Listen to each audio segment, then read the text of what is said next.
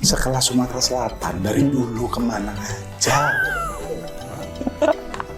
Halo gitu. Iya, kemana aja kerjanya gitu kan. Ketika masuk itu aneh dong, dikritik ngapain?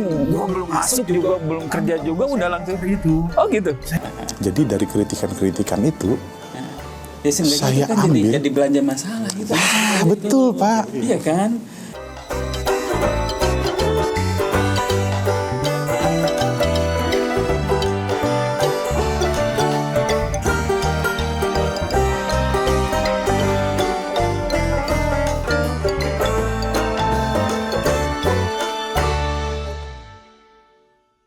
Nah kalau misalkan untuk di pelayanan paspor, apa yang disediakan oleh keimigrasian, kantor keimigrasian untuk melayani untuk orang nih misalkan mau datang mau bikin paspor, mereka nggak tahu dia harus apa dan harus bagaimana gitu seperti itu. Nah kalau untuk paspor itu kita apa ya Pak ya? Kita tuh sebenarnya di medsos kita sudah tiap Sudah hari jelas ya? kita naikin juga. Contoh kayak syarat paspor, harga paspor, itu semua tiap hari itu dinaikin terus di story. Tiap hari dinaikin. Terus kita kasih juga ada nomor telepon. Di apa di medsosnya IG atau apa Semua. Oh di semua. Medsos kita. Di semua platform medsos. Iya, platform medsos kita pasti ada. Di web kita juga ada. Nah itu kita naikin terus. Bahkan kita kasih nomor telepon yang bisa langsung ngobrol ke CS kita. Tapi permasalahan itu adalah tiap hari. Kenapa saya bilang tiap hari? Hari ini Bapak yang datang nanyain syarat paspor apa? Ya kan? Iya. Ternyata Bapak udah selesai nih. Besok pagi orang lain lagi Ada kan? orang lain lagi. Orang lain lagi Iya, iya. nanyanya itu lagi. Sama ya. Itu lagi gitu. Jadi ya balik lagi ya budaya Indonesia kalau saya lihat ya dia kalau nggak ngobrol sama orang itu belum yakin. Nggak abdol. Iya. Padahal di medsos itu udah tahu bahwa paspor harganya sekian. Udah ada. Ya, syarat-syaratnya sudah ada. Sudah ada. Tinggal dibaca. Tinggal gitu. dibaca. Tapi untuk memastikan perlu gitu ya. Memastikan harus ngobrol sama petugasnya. Jadi itulah. Jadi kalau menurut saya kehumasan kita itu yang penuh dengan kesabaran. Iya, berarti emang kehumasannya emang dasarnya emang kooperatif dong. Ya Kalau harus misalkan iya, kan? harus kooperatif. Jadi kalau tanya, makanya saya bilang udah daripada kalian ngebalasnya kan ada balas WhatsApp juga. Betul. Udah buat timeline. Kalau nanya paspor, harga paspor, udah timeline tinggal copy, Iya, lempar. ada template-nya lah. Iya ada template-nya. Daripada capek-capek lagi kan. Capek-capek lagi. Jadi bener anak-anak tuh punya template masing-masing. Mau tanya paspor, tanya kapan selesainya, apa semua ada. Nah, jadi karena pertanyaannya berulang-ulang. Iya. Ya itu salah satu mungkin dari digitalisasi ya yang sekarang emang dikedepankan ya kayak untuk apa istilahnya untuk mempermudah begitu ya seperti itu. Berarti kalau misalkan di yang tadi kan baru 2 kantor keimigrasian yang ada di Sumatera Selatan seperti itu. Berarti di kepemimpinan ya di Pak Guntur sendiri akan mengembangkan 3 dan itu sudah pasti ya untuk 3 kantor. Itu di daerah mana aja yang tadi disebutkan itu? Ya, jadi pertama saya datang ke sini tuh langsung saya gambarkan belanja masalah. Saya lihat besar wilayah Sumatera Selatan. Itu sekitar 38.000 ya kilometer persegi. Artinya saya bandingkan sebelum saya di sini saya di Jawa Tengah. Di Jawa Tengah sendiri itu hanya 32. Di sini 38 ya. 32 UPT-nya itu ada 7. Dan itu pun mau ditambah lagi 2. Saking untuk memudahkan orang menggapai kantor imigrasi. Nah sementara ini 38 cuma 2. Akhirnya ya itu dari situ saya memetakan mana wilayah-wilayah kerja Kanim Palembang, mana wilayah kerja Muara Enim. Akhirnya saya pecahkan titik-titik yang kira-kira bisa kita jadikan kantor. Nah satu di Lubuk Linggau. Alhamdulillah Lubuk Linggau itu sudah proses hibahnya sudah. Kan ada syaratnya untuk jadi kantor. Itu minimal ada dukungan dari Pemda menghibahkan gedung dan bangunan tanah dan bangunan untuk kita. Untuk jadian kantor. Nah, di Lubuk Linggau itu sudah proses hibah sudah. Bahkan di tahap kami Pak Menteri itu memberikan dukungan atau memberikan surat untuk dinaikkan menjadi kelas, pasti rata-rata itu biasanya kelas 3. Kantor baru itu embrionya itu pasti kelas 3 dulu. Tapi dengan Pak Menteri, karena Pak Menteri itu pengen ngembangkan organisasi ini, dia merekomendasikan tidak kelas 3, tapi langsung kelas 2. Langsung kelas 2. Ini Lubuk Linggau langsung kelas 2. Tuh layangkan ke Pan-RB. Itu sudah. Artinya kita masih menunggu dari keputusan dari Pan-RB yang mengatakan nih kantor ini jadi kantor gitu ya. Nah, itu Lubuk Linggau sudah. Target berikutnya adalah 2. 2 itu di Musi Banyuasin, terus sama Oku. Nah kemarin hari Senin sama hari Selasa kemarin kami sudah kunjungin ke Pak Bupati. Ternyata respon Pak Bupati ya sangat welcome banget untuk menjadiin kantor. Akhirnya jadi saya tarik masalah dulu nih. Ini kenapa kok dari dulu kita punya UKK, tapi kenapa kok nggak bisa jadi kantor imigrasi gitu? Kendalanya di mana? Kita belanja masalah itu. Kendalanya di mana? Kita tanya pimpinan-pimpinan sebelumnya apa permasalahannya. Oh ternyata permasalahannya ini. Akhirnya kita bentuklah tim, terus kita audiensi dengan Pak Bupati. Ternyata yang dari dulu deadlock, ternyata mudah-mudah aja. Mudah-mudah aja. Kemarin Pak Bupati udah tahunya kami support. Ini kami kasih bangunan ini. Iya.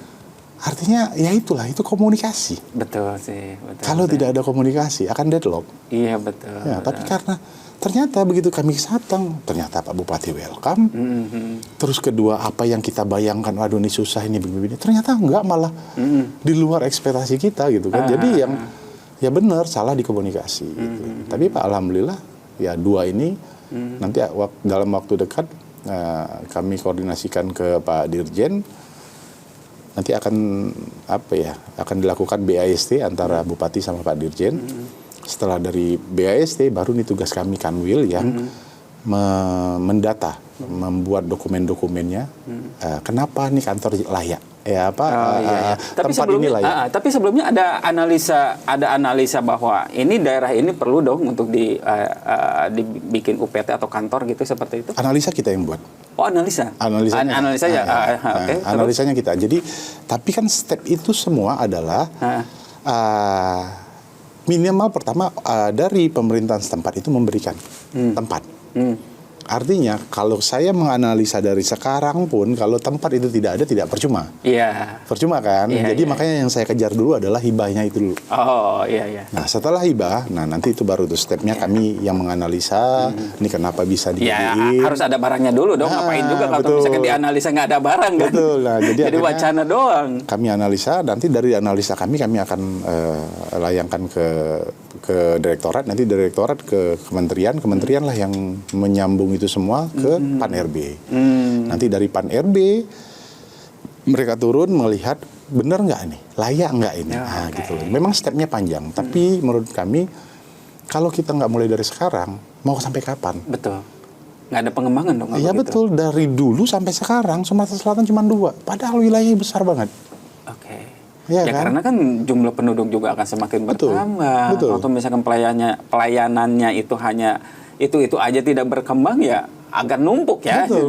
Seperti itu. Kalau saya buat begitu, satu saya kasihan terhadap pemohon paspor, terutama orang-orang tua. Iya. Ya, itu yang saya kasihan. Kasihan kayak Musi Banyuasin, orangnya hanya untuk mendapatkan paspor dari Musi Banyuasin ke Palembang itu. Ya lumayan juga dong. Aduh, macetnya 4 jam gitu ya. Hanya datang untuk foto paspor, selesai itu pulang. Habis pulang, selesai 4 hari kerja, paspor selesai, disuruh ambil lagi. Dan itu nggak bisa diwakilkan. Iya, nggak memakan waktu, memakan ongkos, makan. Iya, benar-benar. Kan kasihan gitu ya. Bayangkan itu kalau orang tua kita, gitu kan. Ya, itu yang saya pikir. Ya udahlah, kita memang harus berinovasi yang memberikan pelayanan terhadap masyarakat. Itu aja. Kalau tuh misalkan nih tadi dicontohkan kalau misalkan ada di Lubuk Linggau, kemudian ada di Musi Banyuasin ya. Di Musi Banyuasin itu coverage-nya untuk wilayah mana aja, untuk masyarakat mana aja? Itu kami di pusat ada tim P2. P2 itu yang perencanaannya ya. Perencanaan nanti mereka yang mengembangkan berapa kabupaten kota dia ada di sini, pasti yang diambil yang dekat-dekat. Contoh saya udah gambarkan juga bahwa Musi Banyuasin wilayah kerjanya itu sama Banyuasin. Itu jadi satu. Terus seenggaknya kan memotong waktu ya. Betul. Lubuk-Linggau sendiri ambil yang ke atas. Ada Musi Rawas Utara, kota yang lainnya ya, sama Musi Rawas, kan 3 itu bisa ngambil.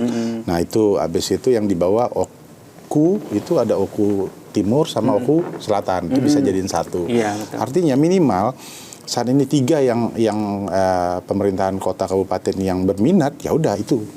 Tapi ke depan kalau misalnya ada yang berminat, ya monggo, nggak apa-apa. Nanti tinggal dikaji lagi, gitu kan. Berarti tidak dibatasi ya untuk satu wilayah ini harus berapa gitu? Tidak ada batasan. Nanti tim Pan RB-nya nanti yang lihat.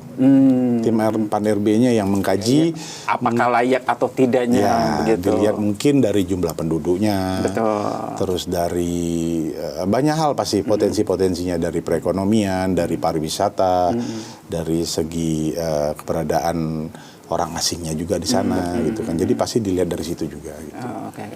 Nah kalau tuh misalkan untuk di Sumatera Selatan sendiri untuk pembuatan paspor itu digunakan untuk apa sih? Paspor Sumatera Selatan bisa dikatakan 80% umroh dan haji. Umroh dan haji. Umroh dan haji. Selebihnya dan lain-lain ya wisata, berobat, belajar, itu ya rata-rata ya. Tapi 80% itu umroh dan haji. Ya makanya kan emang perlu, tadi Pak Guntur katakan bahwa ini perlu nih, karena yang orang yang umroh dan haji seperti itu ya udah usia-usia yang betul. ini ya. Gitu. Kajian kami usia pemohon paspor kami yang khususnya umroh haji itu di atas 50.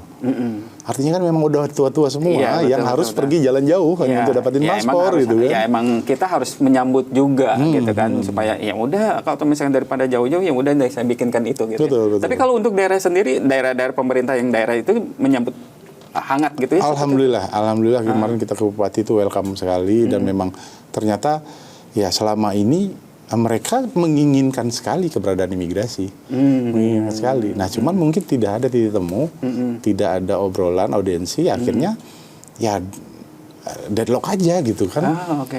Target tahun ini ada berapa kantor kalau tahun ini kan sudah kita layangan Pan RB itu ada 1 Lubuk-Linggau. Nah, kalau yang 2 itu yang ini, sudah positif. Itu udah pasti. Tinggal nunggu turun. Nah, tinggal nunggu turun. Tapi kalau yang 2 ini kan kita melakukan proses hibahnya dulu. BAST sudah lakukan BAST, baru nanti proses di kami yang melayangkan mengkaji apa semua, baru kita layangkan ke direktorat. Dari direktorat nanti akan ke kementerian nanti akan meneruskan lagi ke Pan RB gitu. Tapi target kami kalau bisa tahun ini juga bisa kita layangkan juga seperti itu. Target ini berarti tahun ini ada berapa yang baru? Kalau saya yakin tahun ini insya Allah 1 udah pasti. 1 udah pasti ya? Insya Allah pasti ya. Ya 1. Tapi kalau yang 2 berproses ya kalau jelai-jelainya sudah ditutup sama Pan RB-nya, tahun depan kan bisa kita ajukan. Iya. Karena kita juga nggak ngerti ya Pan RB ini dia juga punya tim yang untuk terjun ke lapangan, ya kan. Artinya kalau ada lagi pengajuan, itu udah kan wewenang dia, udah nih buat tahun depan aja, gitu kan. Ya, sesuai dengan analisisnya mereka kan. Tapi intinya dari kami kami sudah siap. Ayo kita lempar bola aja, lempar bola panas ke mereka gitu kan. Itu salah satu trik atau inovasi dari Pak Guntur untuk mendapatkan istilahnya ya income. Bisa jadi ya, karena itu meningkatkan PNBP juga. Karena semakin kita berikan kemudahan kepada masyarakat, kenyamanan, pasti masyarakat merasa ya udah aku buat paspor mudah kok gitu kan. Nah, tambah lagi didukung dengan sekarang di Palembang sendiri buka airline ke Malaysia. Nanti dalam waktu dekat ke Singapura ada lagi buka. Jadi artinya tingkat wisata pasti lebih tinggi. Wisatawan atau sekolah itu pasti lebih tinggi. Artinya saya yakin juga di tahun depan itu permohonan paspor akan lebih meningkat lagi gitu. Jadi kalau nggak dari sekarang kita membenahkan diri ya, nanti kita sendiri yang keteteran. Iya betul. Makanya dari sekarang yang kita harus berbenah. Gitu. Ada target berapa sih? Berapa M gitu untuk Sumsel? Kalau Sumsel karena kita kan target kita di Sumsel itu kecil Pak ya, targetnya cuma 50 miliar. Tapi sampai dengan saat ini kami punya PNBP itu sudah 40 8 miliar. Artinya saya yakin 2 kali lipat saya dapat. Iya. Ini semester awal loh. Semester awal. Semester Semester 1 awal. ya. Iya, Semester 1. Semester 1 kami udah hampir mendekatin 50. Oke. 50. Artinya Berarti udah chip dong. sampai Desember saya yakin 200% kami dapat. Oh, oke. 200%. Ya dari PN ya untuk masuk ke PN PNBP. BP itu ya yang menjadi target juga kan. Iya, betul. Kan kalau tadi yang disinggung itu kan ada 11 T ya, 11 triliun. Itu untuk di targetan direktorat. secara nasional, Ya, secara nasional. Berarti kan tapi itu kan tetap yang di daerah-daerah itu kan yang menjadi pendukungnya juga. Ya. Kalau tuh misalkan di daerah-daerah itu ya pelayanan paspornya itu yang menjadi targetannya seperti itu. Kalau paspor kita mungkin sekitar 30-40%.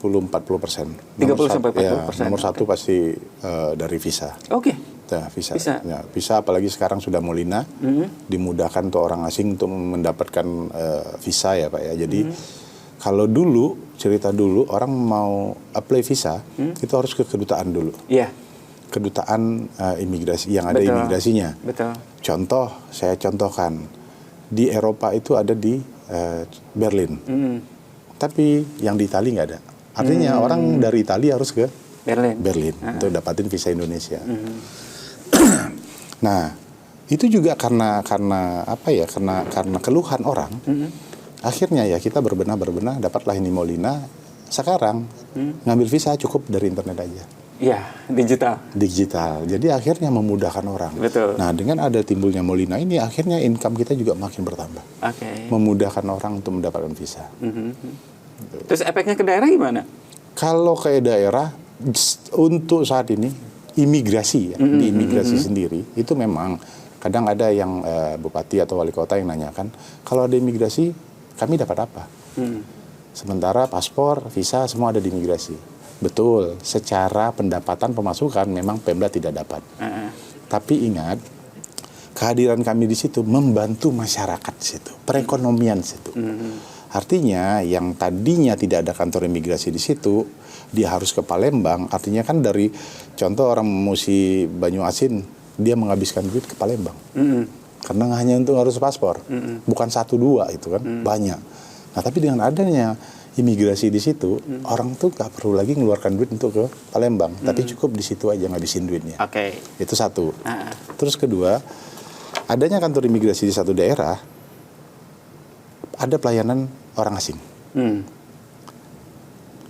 Di mana-mana kalau sudah ada ya kantor imigrasi, orang asing itu merasa nyaman. Aku ngurusnya nggak jauh-jauh. Ya udah, ini ada dukungan dari imigrasi. Artinya harapan kami banyak investasi luar yang datang ke kota kabupaten itu. Nah, artinya kalau kami memfasilitasi orang asing keberadaan di situ, buat mereka nyaman apa semua. Kalau sudah ada investasi yang masuk, secara tidak langsung itu membuka peluang atau membuka lapangan pekerjaan masyarakat di situ.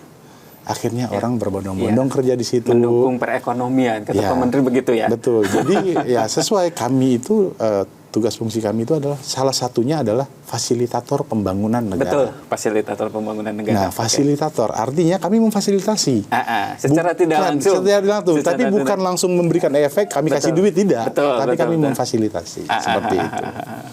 Kalau tuh misalkan untuk di Sumsel sendiri ini terdata nggak sih untuk warga asing yang ada di sini? Pasti. Dari 1 Januari 2025 sampai dengan sekarang itu lebih kurang total semua ya di wilayah kerja Sumatera Selatan lebih kurang ada 7.000-an. 7.000-an warga asing. Warga asing. Oke. Tapi warga asing di situ kan banyak kategorinya. Betul. Ada kitab, kartu izin tinggal terbatas, tinggal tetap. Terus ada yang kunjungan. Nah, dari total semua itu ya sekitar 2.000 lah yang menetap di sini. 2.000 yang menetap di sini. 5.000 itu lebih kurang ya itu izin kunjungan semua. Yang masuk sebulan keluar lagi. Yang masuk menggunakan visa atau free visa ataupun menggunakan visa yang 60 hari itu betul. Kan yang datang berangkat keluar berangkat itu. Tapi kalau total semuanya itu ada sekitar 7.000-an. Oke. Berarti kan kalau seperti itu fungsi pengawasan dan penindakan juga. Iya, betul. bukan lagi patut karena emang wewenangnya dan fungsinya seperti itu bagaimana untuk mengatasinya itu? Nah, dengan ya itu juga ya itu kendala kami yang dengan besarnya wilayah terus UPT cuma 2, akhirnya kami mau nggak mau memang ada arahan dari pusat, memang ada aturan yang mengatakan bahwa kita aktif di tim PORA. Tim pengawasan orang asing. Dari aturan kami Undang-Undang 6 2011 itu Menteri itu sebagai pusat, ketua di pusat, terus di daerah itu ada Kakanwil untuk di provinsi, yang tingkat kota kabupaten ada di kantor imigrasi. Artinya di kantor imigrasi itulah, contoh kayak Muara Enim punya 9 kabupaten dan 2 kota, itu 11 itu harus dilakukan punya tim pengawasan orang asing. Nah, di situ dari tim pengawasan orang asing itulah kita saling kerjasama, dapat informasi atau melindungi orang asing yang melakukan kegiatan di wilayah itu. Oke, termasuk juga di bandara dan di pelabuhan berarti ya? Oh iya, kalau bandara pelabuhan kan itu di migrasi langsung. Yang langsung dari pusat? Enggak, kita sendiri. Dari kantor sendiri. Dari kantor Contoh, sendiri. Di sini kita ada bom baru sama bandara, ya, betul. Ya bandara itu kan di situ ada imigrasi, ada imigrasi terkait orang, dokumen paspor orangnya, terus ada karantin terkait penyakit, terus ada bea cukai terkait barang yang dibawa. Jadi itu memang kalau menurut kami sih kalau untuk TPI itu dalam pengawasan itu sangat mudah untuk kita lakukan pengawasan lah. Gitu. Berarti yang perlu ditegaskan bahwa pelayanan untuk masyarakat gitu itu utama dari keimigrasian. Betul. Karena melihat kemarin ya, ternyata income-nya gede juga ya, PNBP-nya juga gede ya. Betul Pak, betul. Jadi memang fokus kita tahun ini memang pelayanan di paspor. Kita mengembangkan organisasi. Jadi bukan di Sumatera Selatan aja, tapi di tiap-tiap provinsi itu berpacu, dicampur sama Pak Menteri yang harus ayo kembangin organisasi. Kembangin organisasi. Ya ternyata income-nya gede juga gitu. Kalau diseriuskan, bukan diseriuskan juga. Emang kalau tahu misalkan, ini perlu loh untuk didorong, ternyata muncul loh gitu ya seperti itu. Kalau nggak salah dari 2003 tuh muncul tuh naik berapa T gitu kan. Betul. Berapa triliun maksudnya itu, kemudian 2024 juga sama gitu ya. Kalau nggak salah, tidak salah itu 7 triliun kalau nggak salah ya. Tahun kemarin. Terus maksud tahun ini juga mendapatkan jadi 9 ya. Tahun ini targetnya 11 kalau salah. Berarti target tahun ini kan 11 ya. Tahun ini 11 juga infonya sekarang ini sudah 7-an sudah dapat. Artinya memang optimis kita dapat. Optimis kita dapat 11 itu. Iya. Ya berarti dengan dibukanya dengan adanya Kanwil seperti itu juga akhirnya mendorong gitu ya begitu ya seperti itu. Betul. Oke. Ada lagi mungkin yang perlu disampaikan untuk pelayanan paspor dan visa dari keimigrasian, apa yang harus dilakukan? Kalau saya sih mengingatkan ke ke pemohon, satu bahwa jangan ragu untuk memberikan masukan ke kami. Itu tujuannya juga untuk membangun juga citra imigrasi juga. Nah, satu, terus kedua, ya itu balik tadi yang saya bilang kan, yang orang itu hari ini dia bertanya, padahal semua di medsos kita sudah ada, udah yakinkanlah pasti itu gitu, dia punya syaratnya paspor apa, harga paspor apa, berapa lama buat paspor, itu ada di tiap-tiap medsos kami itu ada, itu udah benar. Jadi balik lagi harus Indonesia harus percaya gitu. Jadi memang itu yang harus kita kuatkan, yang itu semua udah benar gitu. Tapi balik lagi Indonesia yang kalau nggak ngobrol sama orangnya atau nggak telepon orangnya itu kurang yakin kan. Tapi nggak apa-apa, itu kami juga kami terima. Karena emang karakter masyarakatnya udah seperti itu dan wajar-wajar saja sih sebetulnya. Kami terima, cuman kami itu dari awal kami tidak alergi dengan kritikan, karena kritikan itulah bisa membangun kami untuk menjadikan imigrasi yang lebih besar, yang bisa membanggakan untuk kami dan untuk masyarakat Indonesia. Oke, satu lagi, kalau misalkan nih ada istilahkan lalu lintas warga asing begitu kan, ada yang misalkan ada yang mencurigakan, itu masyarakat itu harus lapor kemana gitu? Oh ya, itu dalam hal itu pengawasan orang asing. Iya, betul. Jadi pengawasan orang asing itu terbagi 2. Satu, pengawasan secara terbuka. Ya, itu pengawasan secara terbuka itu kayak Timpora itu. Ya, oke. Nanti dari Timpora kita dapatin bahan-bahan, nanti kita sama-sama mengadakan pengawasan lapangan langsung. Itu ada di Timpora. Terus ada pengawasan administrasi. Dari pengawasan administrasi itu, dari orang ngambil visa, yang tadi di Molina itu, dia udah ada sponsor, siapa sponsornya itu kita udah tahu. Dia masuk ke Indonesia, ada datanya di perlintasan. Dia masuk ke Indonesia, tinggalnya di mana, hotel-hotel sudah melaporkan. Selanjutnya dia jika memperpanjang izin tinggalnya, pergi ke imigrasi setempat terdekat. Nah, di situ juga kita juga dapat data sampai kepulangannya dari Indonesia. Jadi secara pengawasan kami mengambil atau melihat orang asing itu keberadaannya, kegiatannya ada di secara dua itulah, secara terbuka dan secara administrasi. Oke. Seperti itu. Itu udah lengkap lah. Ya. Dengan kaki-kakinya yang banyak, yang dari 2 kemudian nambah 1, mudah-mudahan didorong lagi 2. Betul, gitu ya, betul. Tapi itu. kami juga tidak tutup kemungkinan kayak masyarakat memberitahu kami, ya kami welcome. Iya. Pasti ada platform kami itu yang ada yang bicara langsung atau WhatsApp. Nggak apa-apa, berikan aja informasi ke kami. Apa tagline dari keimigrasian itu apa? Ada tagline-nya nggak? Kalau kita tiap ada mengadakan pengawasan bersama itu pasti wira waspada. Wira waspada itu pasti kita tongolkan ya. Apa itu artinya tuh? Itu bahasa Sanskerta Iya, Sanskerta, ya. yang menjaga sebelum kejadian. Oke. Terima kasih Pak Guntur. Terima kasih. Iya, terima kasih. Aduh, saya main ini. Masih pengen dulu lama ini.